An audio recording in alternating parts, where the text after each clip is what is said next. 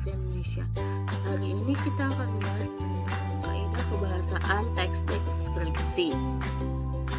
Tujuan pembelajaran: melalui pembelajaran daring, model Numbered Hits Together dengan menggunakan aplikasi Google Slide dan e-learning Bahasa Indonesia kelas 7, peserta didik dapat menentukan unsur-unsur teks deskripsi yang dibaca dengan tepat, menganalisis kebahasaan dan mencari tahu informasi apa saja yang terdapat pada teks deskripsi yang dibaca dengan benar.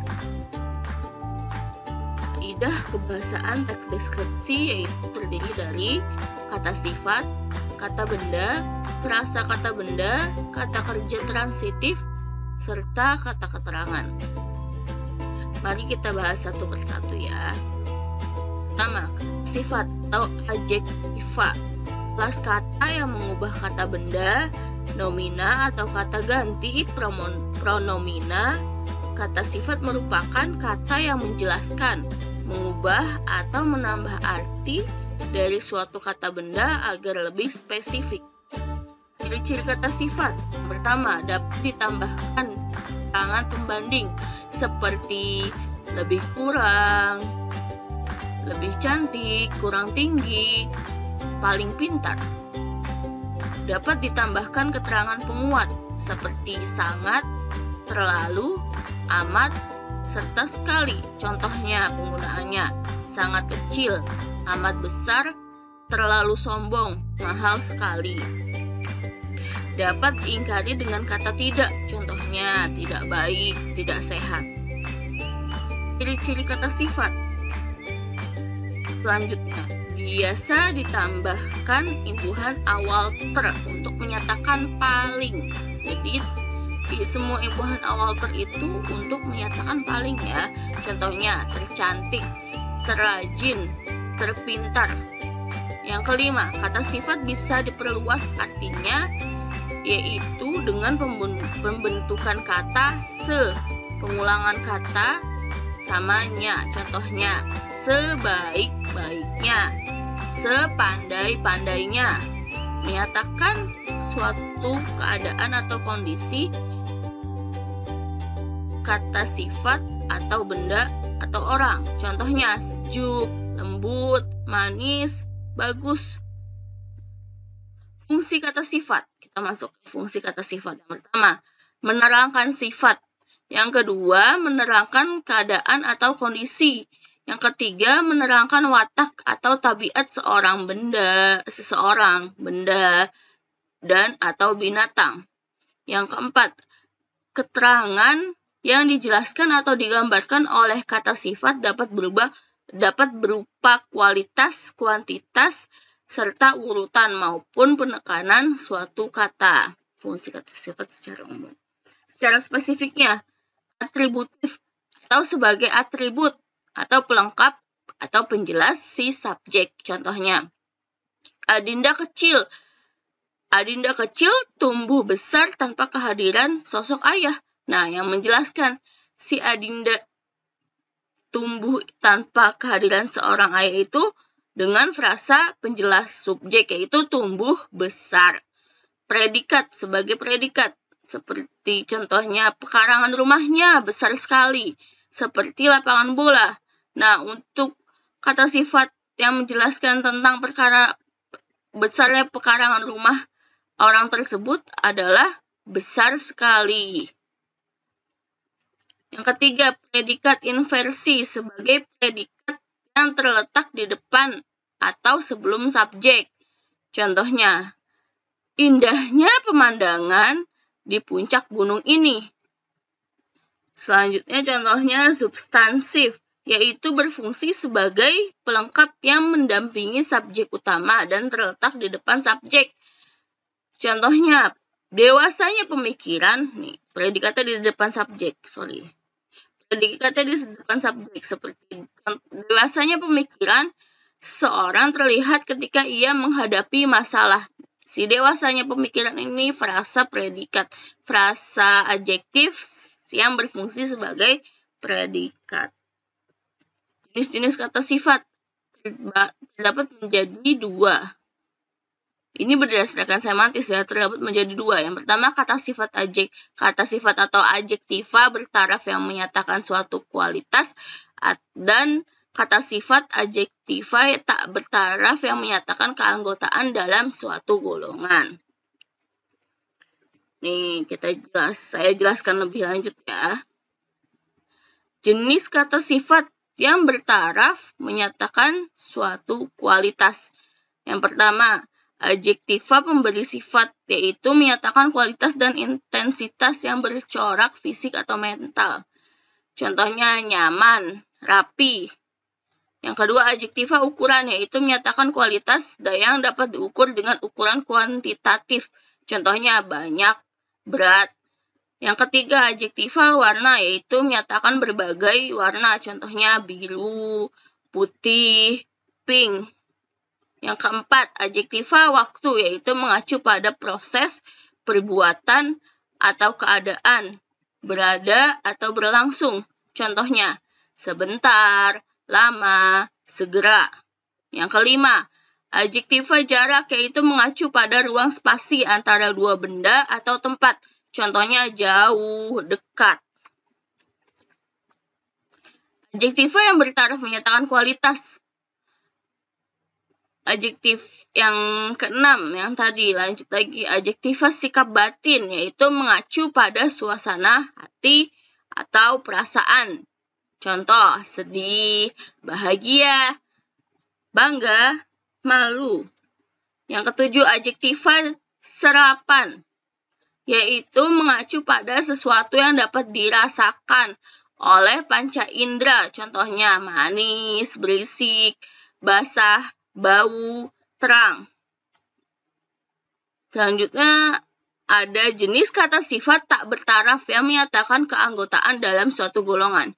Contoh adjektiva tak bertaraf yaitu abadi, bundar.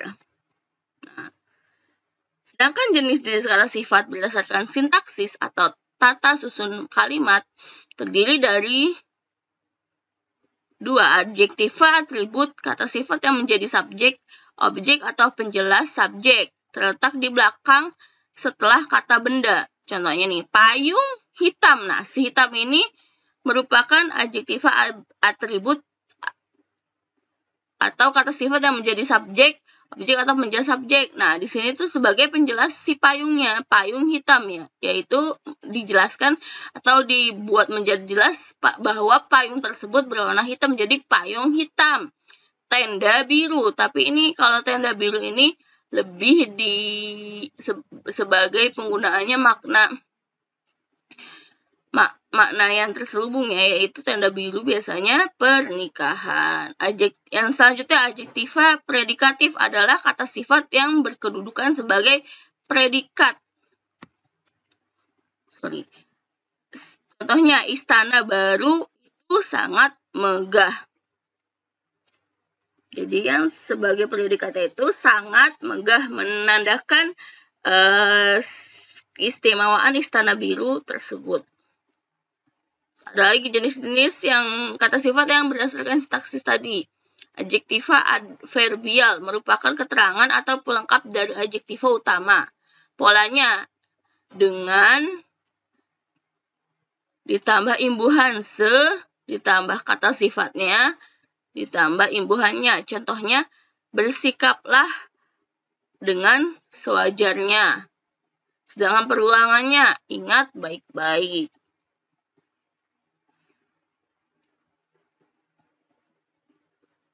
Nah, ada lagi nih, kata sifat berdasarkan bentuk.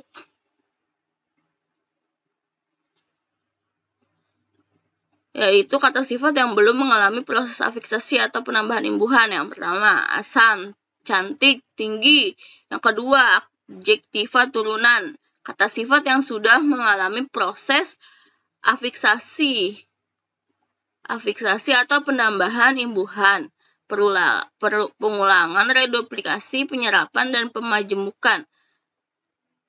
Afiksasi penambahan imbuhan, kata sifat yang sudah ditambahkan imbuhan. Contohnya, ditambahkan imbuhan prefiks se sama ter. Contohnya, secantik, terbaik. kan ditambah imbuhan infiks. Contohnya gemetar, gemuruh. Infiksnya itu adalah Reduplikasi pengulangan, yaitu kata sifat yang terbentuk dari proses pengulangan atau reduplikasi pada kata. Seperti tadi ya, sebaik-baiknya, sepandai-pandainya, compang-camping, gelap gulita, warna-warna.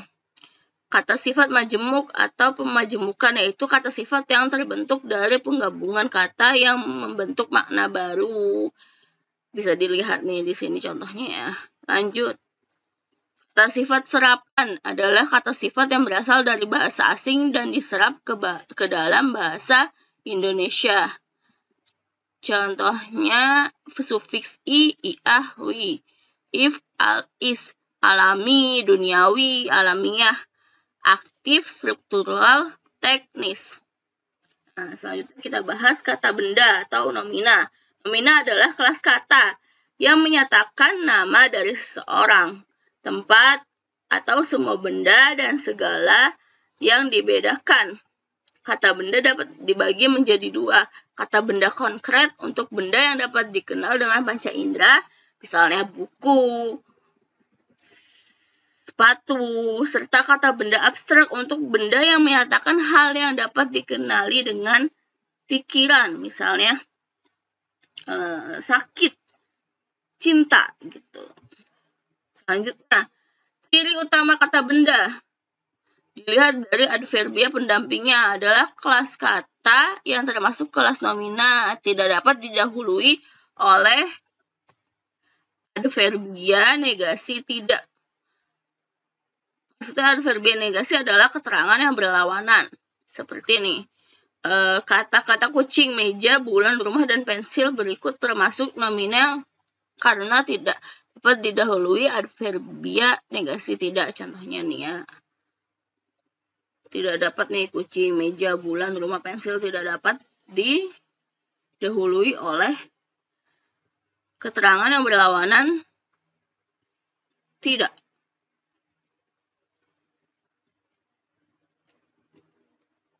Tidak dapat didahului oleh adverbia derajat agak.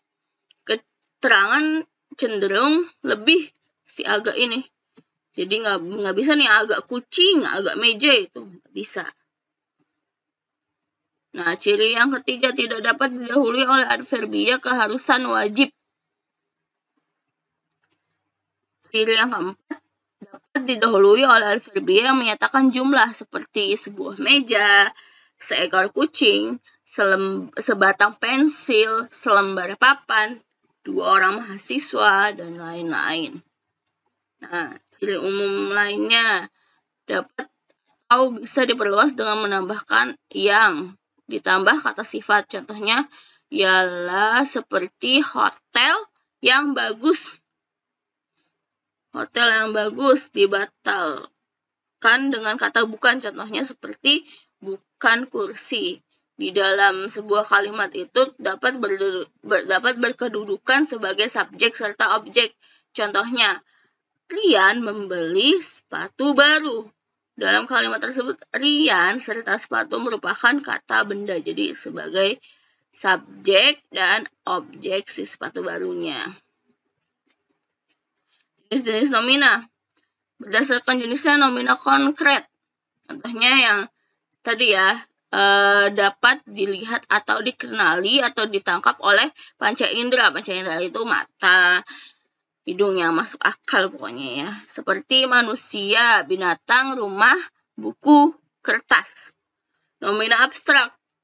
Kata benda yang merupakan sebuah kata yang tidak dapat ditangkap atau juga dikenali oleh panca indera manusia.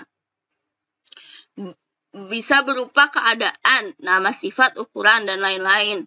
Contohnya keyakinan, udara, kan nggak bisa dilihat. Keyakinan juga ilmu, kebaikan, ide, kejujuran.